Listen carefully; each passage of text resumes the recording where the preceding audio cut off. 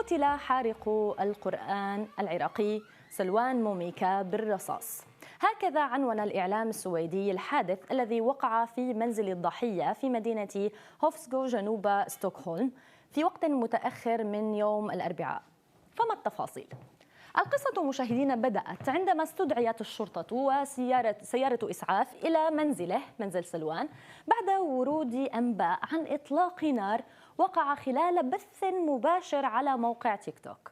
ويظهر هذا الفيديو الذي تداوله الإعلام السويدي ما يعتقد أنه شرطي يوقف البث المباشر بعد وقوع الجريمة.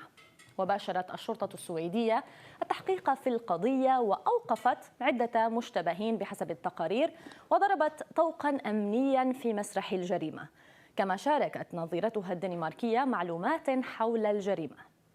مقتل موميكا وقع طبعا قبل يوم واحد من صدور الحكم بحقه بتهمة التحريض ضد مجموعة عرقية، لكن تأجل النطق بالحكم بسبب وفاة موميكا.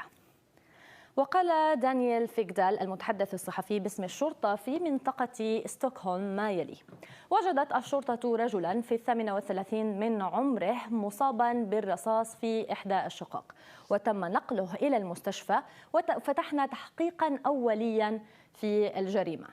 من جانبه قال رئيس الوزراء السويدي إن إطلاق النار على ناشط مناهض للإسلام قبل ساعات فقط من صدور حكم في محاكمة يوم الخميس بسبب حرقه للقرآن الكريم قد يكون له صلة بقوة أجنبية. طبعا أفادت صحيفة سويدية إن معلوماتها الخاصة تذهب إلى أنه قتل بالرصاص في أثناء بث مباشر كان يقوم به على مواقع التواصل الاجتماعي. وتحقق الشرطة في أن تكون الجريمة تم تسجيلها من خلال البث المباشر قبل وصول الشرطة لمنزل الضحية، ولم يتأكد بعد إذا كانت هناك أي جهة تقف وراء مقتله وما هي الدوافع الحقيقية وهل لها علاقة بكونه معاديا للإسلام أم لا. موميكا طبعا كان قد تعرض للتهديد عدة مرات وبين أن حياته معرضة للخطر، وقال في وقت سابق إنه لا يريد تعريض السويد للخطر لكنه يمارس حقه في انتقاد الإسلام بموجب حرية التعبير. ما اضطر الشرطة لمنحه حراسة في مناسبات عدة بعد حرقه للقرآن مثلا، ولا يعرف حتى الآن إن كانت عملية قتله قد جرت خلال حراسته أم كان بمفرده مع من كان يشارك في ذلك البث. يعرف مشاهدينا موميكا أو يعرف عن نفسه بأنه مفكر وناقد ملحد، وتعرض لتهديدات سابقة بسبب حرقه للقرآن وتدنيسه للمصحف في الأماكن العامة. وكان طبعا نشاطه المعادي للإسلام أغضب الحكومة السويدية التي نددت به مع الدفاع عن حرية التعبير في البلاد، خاصة أن نشاطه أضر بمصالحها مع الدول الإسلامية وأحرقت سفارتها مرتين في العراق. وطالب العراق السويد بتسليم موميكا للعراق لكونه مطلوبا للعدالة. وكان موميكا ناشطا في العراق وانضم لفصيل مسلح منضوٍ تحت عباءة الحشد الشعبي في أثناء الحرب ضد تنظيم ما يعرف بالدولة الإسلامية، لكنه غادر العراق وطلب اللجوء في السويد في 2018 خوفا على حياته.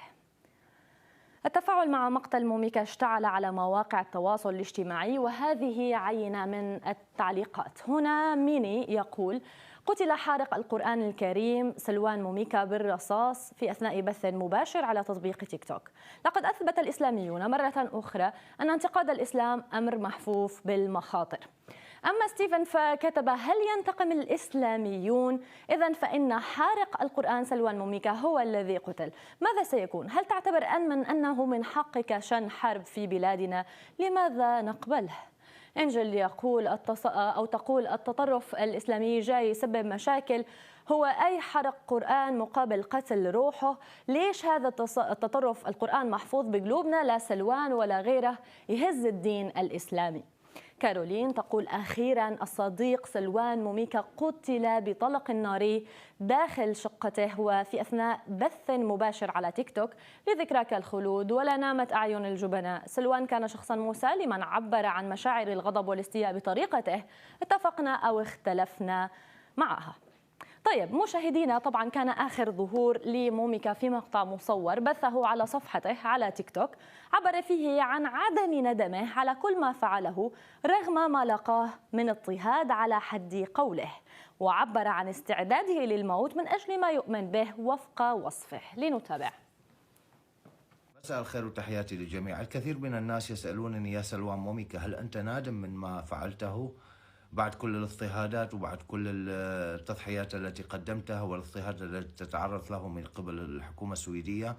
الجواب ببساطة لست نادم، أنا فخور بنفسي وأنا فخور مما فعلته ومما قدمته، واعتقد كل إنسان يجب أن يكون مستعد للموت والتضحية من أجل أفكاره ومن أجل مبادئه.